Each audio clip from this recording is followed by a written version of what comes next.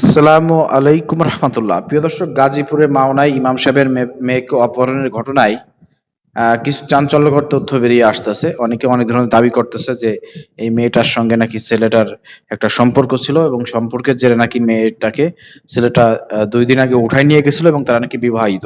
বিবাহ করার পরে নাকি আবার পারিবারিকভাবে বসে নাকি মেয়েটাকে আবার ফেরত দেওয়া হয়েছে এবং সালিশ হয়েছে।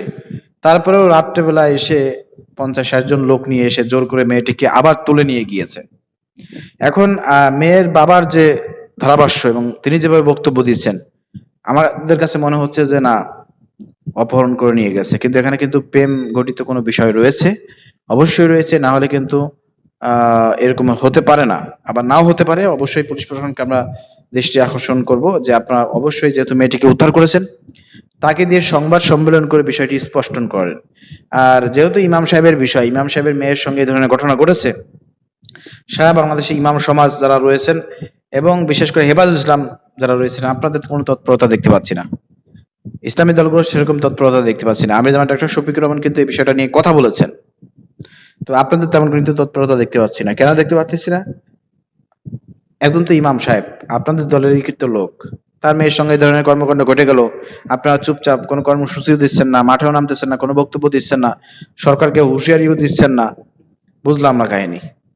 তো এভাবে যদি আপনারা নিজেরা নিজেদের লোকদেরকে হেল্প না করেন, তাহলে মানুষ কিভাবে আপনাদের সঙ্গে থাকবে, কিভাবে আপনাদের উপর আস্থা অর্জন করবে? এটা কিন্তু একটা বড় প্রশ্ন। ঠিক আছে?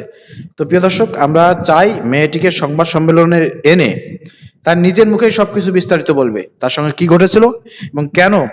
এবং মেয়ের বাপ যেহেতু বলছে যে জোর করে নাকি মেয়েটাকে নিয়ে গেছে, মেয়ের কাছ থেকে আমরা শুনতে চাই সংবাদ সম্মেলনে যে আসলে জোর করে নিয়েছে নাকি সে গিয়েছে।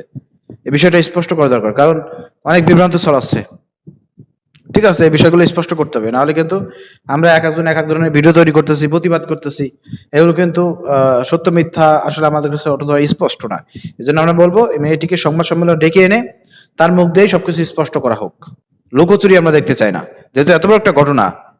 অবশ্যই পুলিশ প্রশাসন তদন্ত করে সঠিক তথ্য দেবে বলে আমরা আশা রাখি, কিন্তু পুলিশ প্রশাসনের ব্যর্থতা আছে।